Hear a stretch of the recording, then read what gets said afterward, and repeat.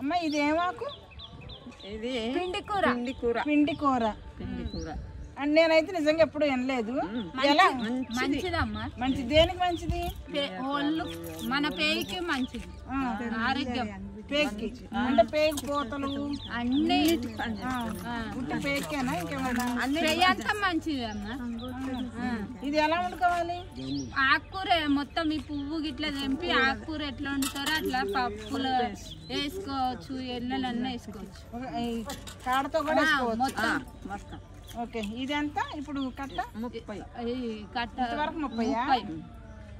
సరే అయితే నీ మాట మీద తీసుకుంటా. అమ్మ నువ్వు చూడు మళ్ళా ఎప్పుడన్నా వచ్చినప్పుడు ఇట్లా అమ్మ అని నిన్నే అడుగుతా.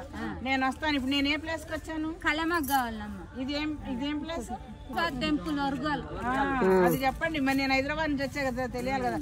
ఇక్కడికి వచ్చి నేను పిండి ఆక పిండి కూర ఆకు అంటండి.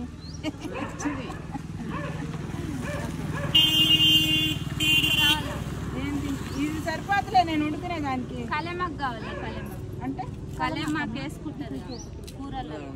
మరి అది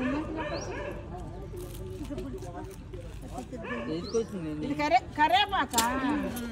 నువ్వేమన్నా? కలమకు అన్న పిండి కూర. ఇది పిండి కూర. ఇది తింటే వైట్ తక్కువ అవుతుంది మనకు. అమ్మాయిలకు వైటింగ్ అవుతుంది కదా, తెలుపు అవుతుంది.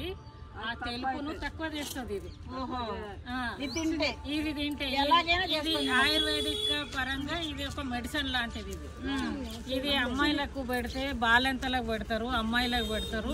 బాలెంతలకు పెడితే పాలు బాగా పడతాయి. అమ్మాయిలకు మెచ్యూర్ అయిన అమ్మాయిలకు పెడితే తెలుపు అన్నది తగ్గిపోతుంది. పెద్దవాళ్ళకు కూడా తెలుపు వస్తుంటారు కదా, అది తగ్గిపోతుంది ఇది పెడితే. ఎట్లైనా చేసుకోవచ్చు. ఇది ఆకాకేరి దీంట్లో పెసరపప్పు వేసి చేసుకొని తినొచ్చు. Okay okay. అయితే ఈ ఆకుతో నేను త్వరలో కూర చేసి చూపిస్తాను.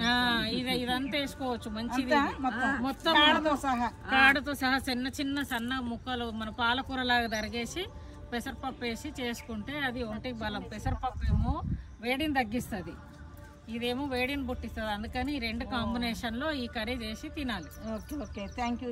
ఓకే.